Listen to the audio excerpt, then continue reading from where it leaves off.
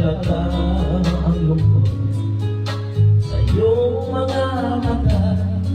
Kahit di mo sabihin, aking nadarama ang paglayo niya'y huwag mong ipagdamdam.